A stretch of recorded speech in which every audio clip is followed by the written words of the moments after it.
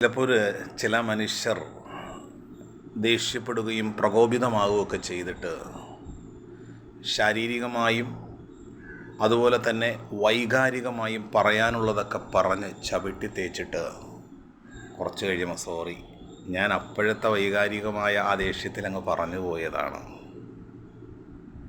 നമ്മൾ ദേഷ്യപ്പെട്ട വ്യക്തി സാരമില്ല, കുഴപ്പമില്ല എന്ന് പറഞ്ഞ് വീണ്ടും നമ്മളുടെ അടുത്തേക്ക് വരും.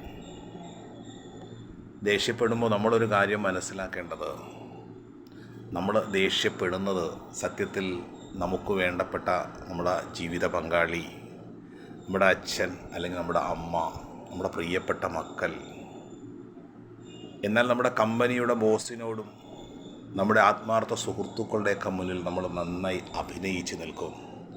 പക്ഷേ നമുക്ക് വേണ്ടപ്പെട്ടവരുടെ മുന്നിലാണ് ഈ പൊട്ടിത്തെറി എന്നുള്ള ഒരു തിരിച്ചറിവ് നമുക്കുണ്ടാകണം. അവർ സ്നേഹം കൊണ്ടാണ് വീണ്ടും വീണ്ടും നമ്മളുടെ അടുത്തേക്ക് മടങ്ങി വരുന്നത്.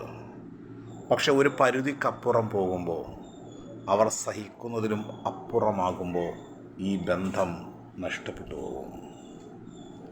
കുറച്ച് നാളുകൾക്ക് മുമ്പ് 10-20 വയസ്സുള്ള ഒരു മകനെ കാണുകയുണ്ടായി. മോനോട് ചോദിച്ചു, അച്ഛൻ എവിടെ പോയെന്ന് ചോദിച്ചപ്പോൾ അച്ഛനും അമ്മയും തമ്മിൽ ഡൈവോഴ്സായി അങ്കിള്. കാരണം എൻ്റെ അമ്മ ക്ഷമിക്കുന്നതിനും അപ്പുറം അവരങ്ങ് ക്ഷമിച്ചു.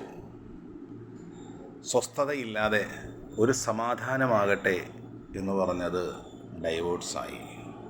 പലപ്പോഴും നമ്മൾ ഈ പൊട്ടിത്തെറിയും ഈ ബഹളമൊക്കെ കാണിക്കുന്നത് നമുക്ക് വേണ്ടപ്പെട്ട നമ്മുടെ ഭാര്യയോട്, നമ്മുടെ ഭർത്താവിനോട്, നമ്മുടെ മക്കളോട്, അല്ലെങ്കിൽ ഭാര്യയുടെ മാതാവിനോട്, ഭർത്താവിൻ്റെ പിതാവിനോടൊക്കെ ആയിരിക്കും നമ്മൾ ദേഷ്യം കാണിക്കുന്നത്.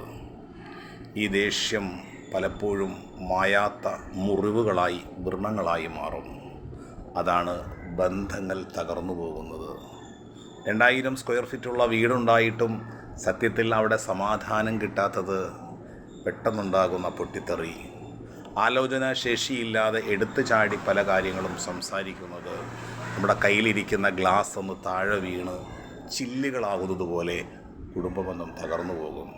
സ്നേഹം കൊണ്ട്, കാരുണ്യം കൊണ്ട്, ചേർത്തുപിടിക്കലുകൾ കൊണ്ട് ബന്ധങ്ങൾക്കിടയിൽ വിള്ളലുകൾ സംഭവിക്കാതെ സ്നേഹത്തോടെ ചേർത്തുപിടിക്കാൻ ദൈവം നമ്മെ അനുഗ്രഹിക്കട്ടെ.